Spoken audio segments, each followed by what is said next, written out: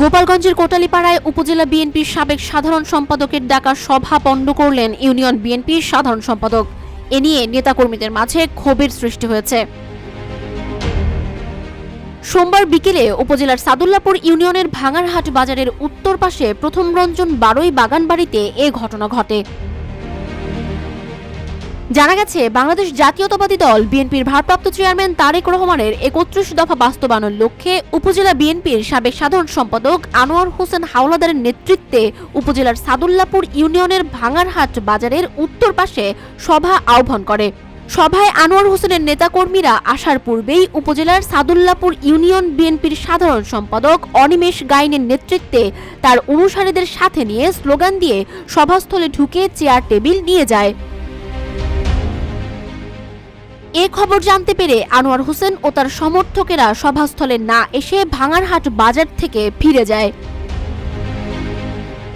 এ বিষয়ে উপজেলা বিএনপির সাবেক সাধারণ সম্পাদক আনোয়ার হোসেন হাওলাদার বলেন,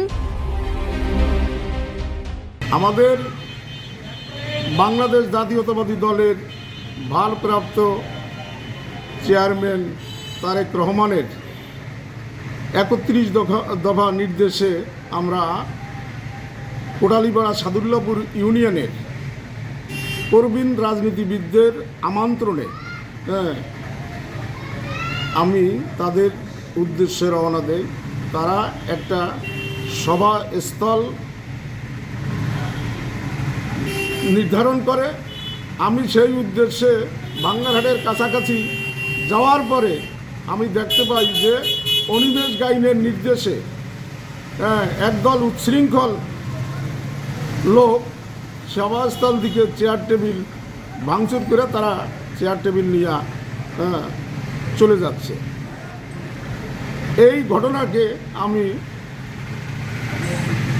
নিন্দা জানাই। আনোয়ার হোসেনের অনুসারী কমল বৈদ্য বলেন, ১৩ বছরের ত্যাগী নেতা আনোয়ার সাহেব বাংলাদেশ জাতীয়তাবাদী দলের তার নেতৃত্বে উত্তর কোটালীপাড়া অনেক প্রাচীন এবং সিনিয়র নেতৃবৃন্দ ছিলেন। আমরা একটা সুন্দর মিটিংয়ের জন্য আয়োজন করছি। সেই আয়োজনকে কিছু সন্ত্রাস এবং চাঁদাবাজি তাদের নেতৃত্বে আমাদের মিটিংটা ধ্বংসের পরিণত হয়েছে। আমরা এই মিটিংয়ের পক্ষ থেকে এই যারা সন্ত্রাস তাদের বিচারের আওতায় আনার জন্য অনুরোধ করছি। সাদুল্লাপুর ইউনিয়ন বিএনপির সাধারণ সম্পাদক অনিমেষ গাইন বলেন,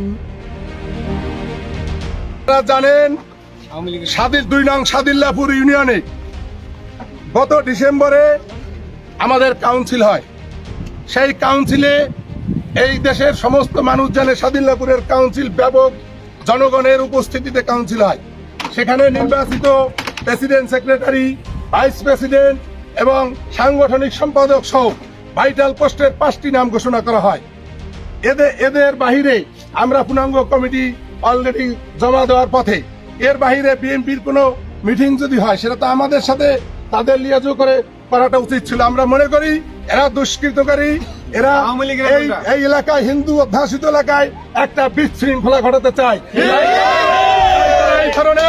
এই ধরনের বিএনপির কমিটির বাইরে গিয়ে তারা এই ধরনের খারাপ কিছু করার সিদ্ধান্ত নিয়েছে। আমরা আশা করি তাদের সুবুদ্ধির উদয় হবে এবং এই সাদুল্লাপুরে নির্বাচিত কমিটির মাধ্যমে সমস্ত জিয়ার আদর্শের সমস্ত কার্যক্রম চলবে। এই ঘটনায় প্রত্যক্ষদর্শী বলেন, বাগান আমি তো মাছ কিন গেছি, বুঝলেন, বড় ইয়ের মাছ। আসার পথে আমি দেখি যে চেয়ার মেয়ার মাইসের হাত। এখন কোন চেয়ার কি এটা তো আমি জানি না, বুঝছেন। এখন নিচে ওই যে কয় জিয়া ছাড়া কেউ নাই। আমি ওদের এবার শুনলাম যে জিয়ার ওই যে একটা মিটিং মুরব্বীরা নাকি করবে, বুঝছেন। না আমি তো গরিব মানুষ, আমি তো গুলো জানি না, বুঝছেন। এখন ওই যে মুরব্বীরা একটা মিটিং করবে। এখন একদল আবার যুবলীগ পোলাফানটা, এরা যুবদল, আরে পোলাফান তারা কোন দলের? এরা বিএনপি।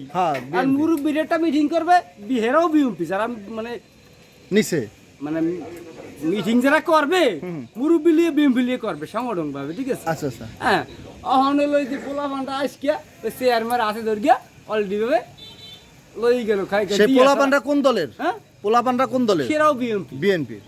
আর যারা মিটিং করবে তারাও বিএনপি। তারাও বিএমপি। কোটালীপাড়া থানার ওসি আবুল কালাম আজাদ বিষয়টি নিশ্চিত করে বলেন, খবর পেয়ে ঘটনাস্থলে পুলিশ গিয়ে কাউকে পায়নি। এ ব্যাপারে থানায় কোনো অভিযোগ আসেনি। অভিযোগ দিলে তদন্ত সাপেক্ষে ব্যবস্থা নেওয়া হবে।